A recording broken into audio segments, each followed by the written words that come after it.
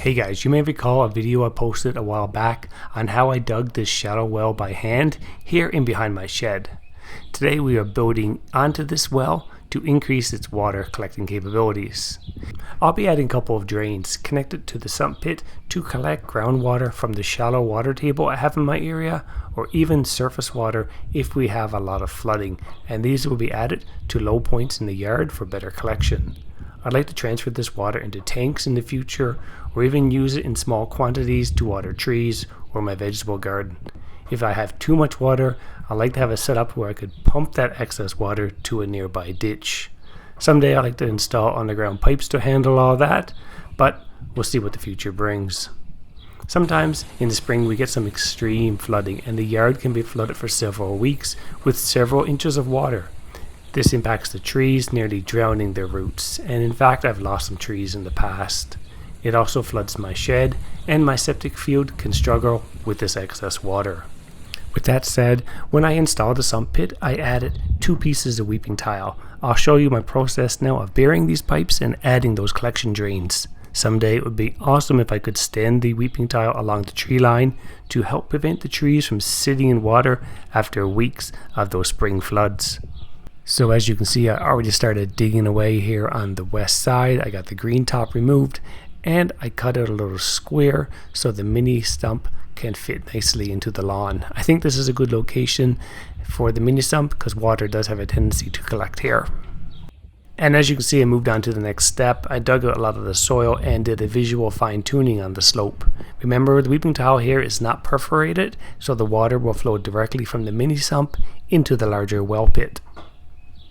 And moving right along, I need to test the slope to ensure that the water does flow down to the well. I'm keeping the pipe in place here with some bricks and some heavy sod. And let's pour in some water.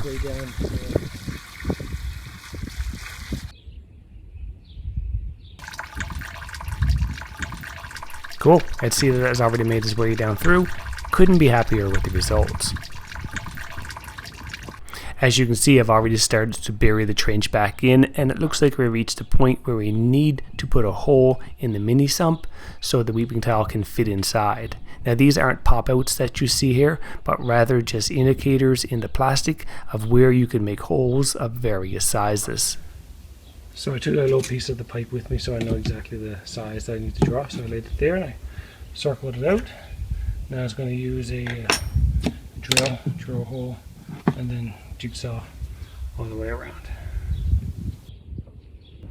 The hole cut out, it fits awesome, and any bit of space or gap around the pipe, I'm going to use some caulking to fill that in.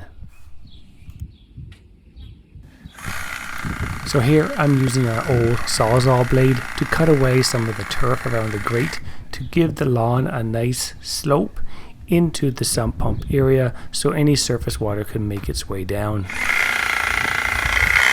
So I think the sawzall did a great job here.